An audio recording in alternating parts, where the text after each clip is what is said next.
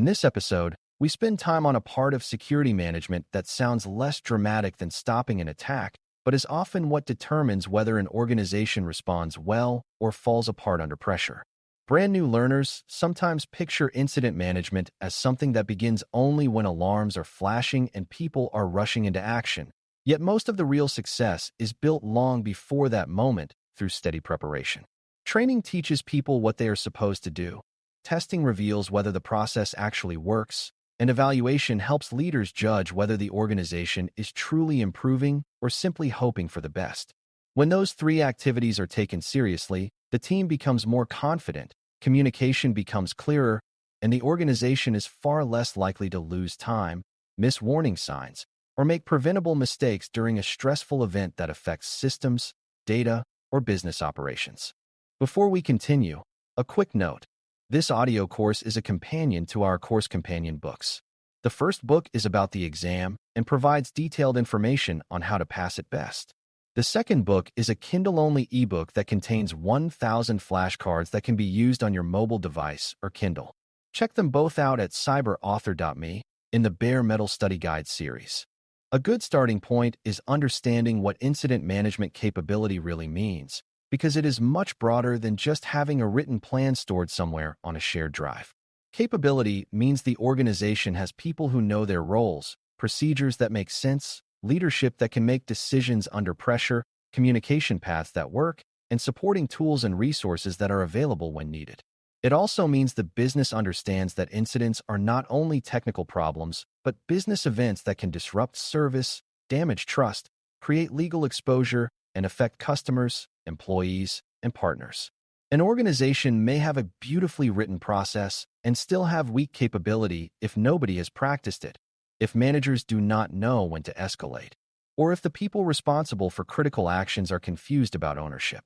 For beginners, that is one of the most useful mindset shifts. Readiness is not proven by documents alone, but by whether the organization can perform effectively when time is short and uncertainty is high.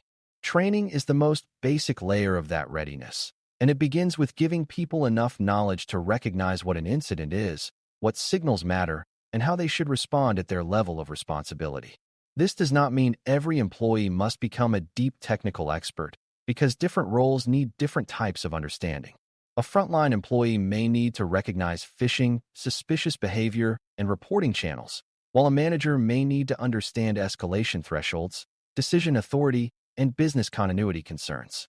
The incident response team may need a deeper grasp of triage, coordination, evidence handling, containment logic, and communication discipline, while executives need to know how to make timely risk decisions without creating confusion. Good training, therefore, is not one-size-fits-all instruction delivered once and forgotten, but a deliberate effort to match learning to role, reinforce key expectations, and build familiarity before a real incident places everyone under strain. One common misconception is that training is mainly about memorizing policy language or repeating formal definitions until people can pass a quiz.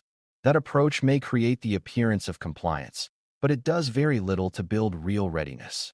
During actual incidents, people rarely fail because they forgot a textbook term. They fail because they do not know who to call.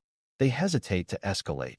They misunderstand the seriousness of a situation, or they make isolated decisions without coordinating with the right stakeholders.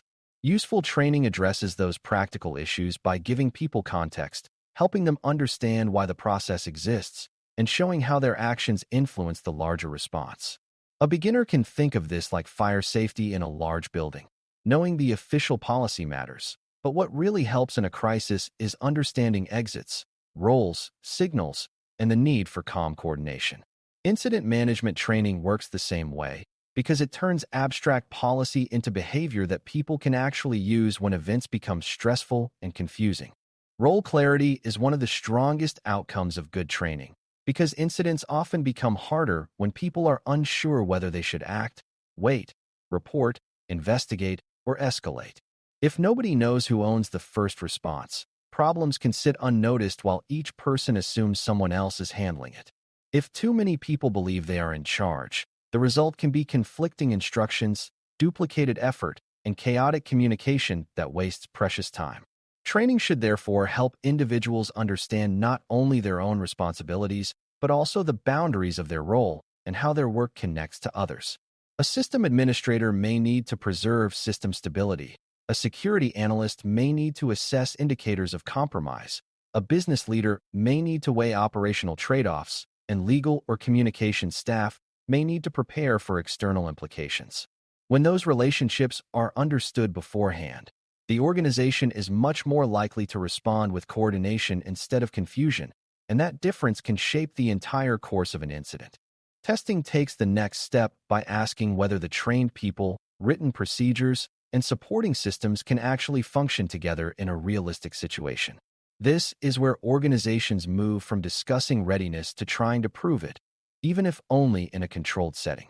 A process that sounds logical during a planning meeting may break down immediately when faced with incomplete information, time pressure, shifting priorities, and competing demands from technical teams and business leaders.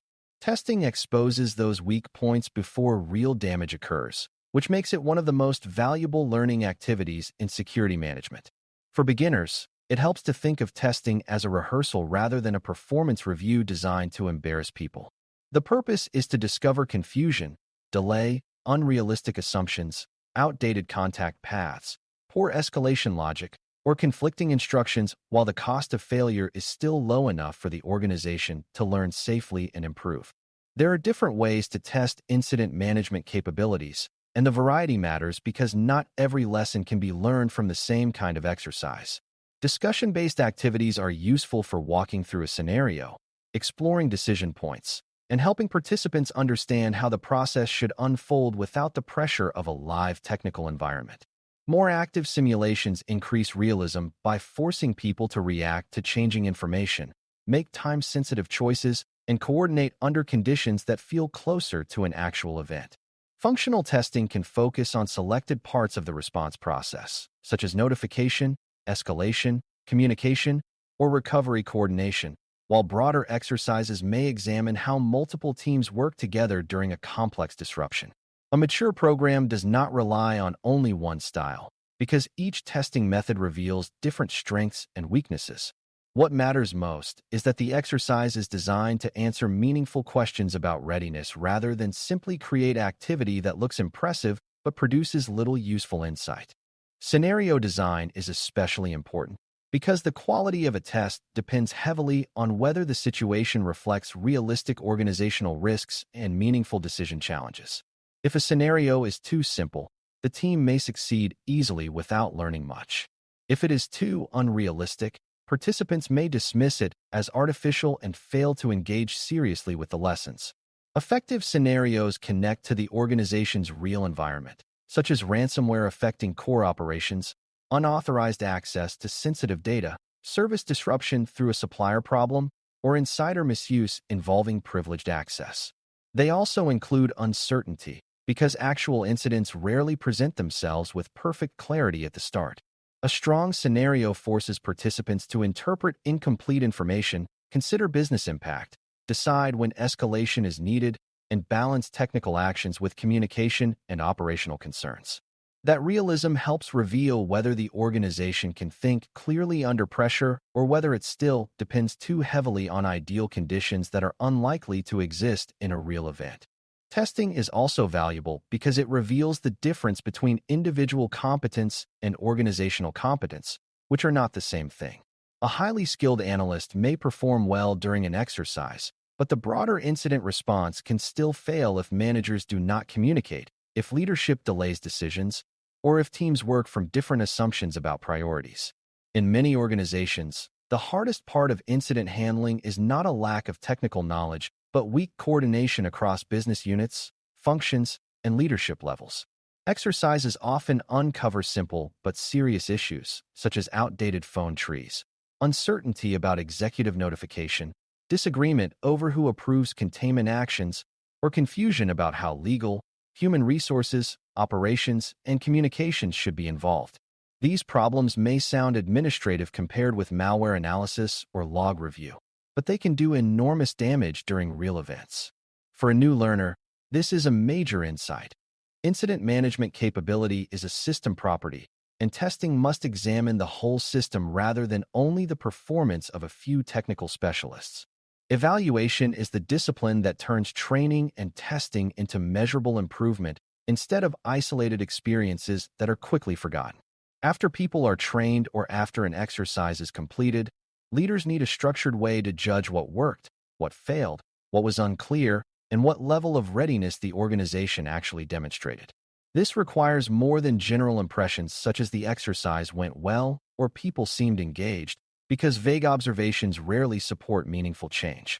Evaluation should look at whether participants recognized the issue quickly, followed escalation paths appropriately, understood decision authority, communicated clearly, coordinated across functions, and identified business implications in a timely way. It should also examine whether supporting documentation, contact information, technical access, and external dependencies worked as expected.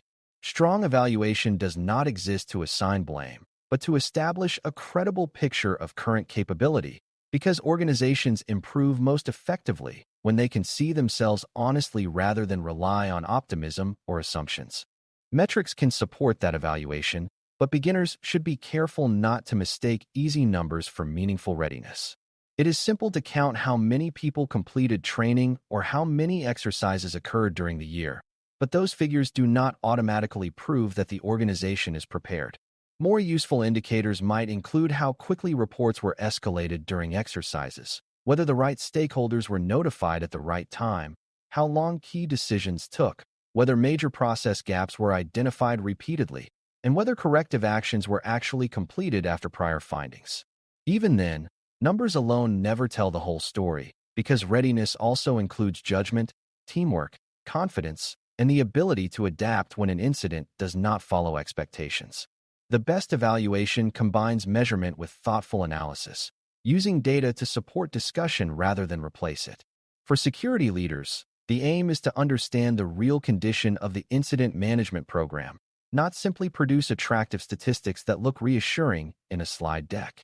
One of the most overlooked parts of training and testing is the human factor, especially the way stress affects perception, communication, and decision-making.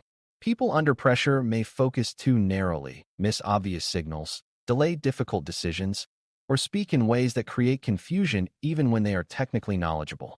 They may also become defensive, overly cautious, or overly aggressive, depending on culture and leadership style. That is why incident management capability includes more than procedural knowledge. It includes the ability to function as a team under uncertainty and emotional strain. Exercises can help build this resilience by familiarizing people with pressure in a controlled way and by showing leaders where confusion tends to develop. A calm organization is not one that feels no stress, but one that has practiced enough to keep stress from taking over the response. That kind of maturity is extremely valuable because many security incidents are won or lost through disciplined behavior rather than brilliant technical improvisation. Another essential lesson is that improvement must continue over time because training, testing, and evaluation are not one-time achievements. People change roles, systems evolve, vendors come and go, business priorities shift, and threat patterns develop in ways that can make old assumptions useless. A response plan that matched reality 2 years ago may now be misaligned with current technology, current leadership, or current regulatory expectations. For that reason, incident management capability should be treated as something living and adaptive rather than fixed and finished. Organizations become stronger when they revisit scenarios, refresh training, update assumptions, and retest areas that previously showed weakness. They become weaker when they assume one successful exercise proves lasting readiness. Beginners should remember that capability fades if it is not maintained, just as any skill fades without practice. And security leadership depends on noticing that drift before a real incident exposes it at the worst possible moment. Culture has a major influence on whether training and testing help or merely create paperwork, because people learn and perform best when the organization treats readiness as a shared responsibility rather than a compliance burden. If employees believe reporting suspicious activity will bring embarrassment, punishment, or dismissal of their concerns, they may stay silent during the early stages of a real incident. If managers treat exercises as interruptions instead of opportunities, participation will be shallow and lessons will be missed. If executives want only reassuring results, evaluators may soften findings and leave real weaknesses unaddressed. Strong culture encourages honesty, curiosity, and improvement, which means people can admit confusion, identify process gaps, and discuss failures without turning every lesson into a political problem. That does not mean lowering standards. It means creating an environment where readiness can improve through transparency. Incident management grows stronger when the organization values learning more than appearances and preparation more than ceremony. When you pull all of this together, the central idea is that incident management capability is built through disciplined preparation long before a serious event arrives. Training gives people the knowledge and confidence to act. Testing challenges assumptions and exposes weak points, and evaluation turns those experiences into evidence that can guide real improvement. For a beginner studying security management, this topic is important because it shows that strong incident response is not mainly about heroic improvisation during a crisis, but about careful development of people, decisions, communication, and organizational habits ahead of time. An organization that trains thoughtfully, tests realistically, and evaluates honestly is far more likely to protect its operations and recover effectively when something goes wrong. That is the enduring lesson here. Readiness is not a claim, not a document, and not a slogan, but a capability proven through practice, reflection, and the steady work of becoming better before the next incident ever begins. Thanks for listening. For more audio courses, daily newsletters, and more, please visit baremetalcyber.com.